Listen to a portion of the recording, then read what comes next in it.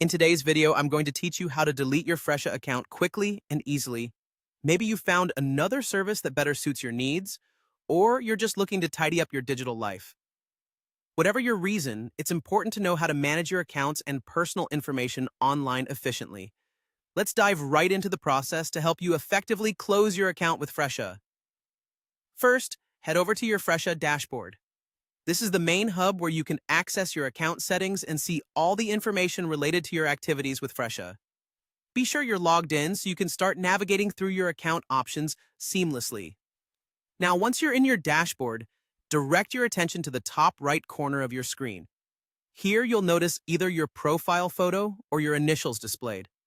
Clicking on this will open a drop-down menu with various options pertaining to your personal settings.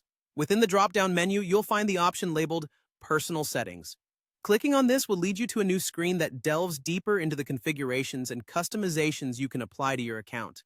This is where you can make any necessary changes, or as we're doing today, proceed with account deletion. Within the Personal Settings menu, you'll need to choose Login and Security. This section covers everything related to your account access and security measures. It is crucial whenever you plan to adjust settings that impact your account security. Now, as you scroll down the page towards the bottom, you will see an option labeled Delete Account. Now, this is a significant step, as it will erase all data linked to your account, so be sure this is the action you want to proceed with. If you're ready to take this step, go ahead and click on the Delete Your Account button. Before you rush through this, take a moment to reflect, as this action is irreversible. Fresha will guide you through a small confirmation process to ensure this is truly what you wish to do. You'll be prompted to click the button once more to confirm your choice.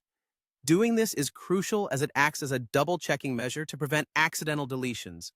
After confirming, your account will be scheduled for deletion, and you'll officially be unsubscribed from any Fresha services.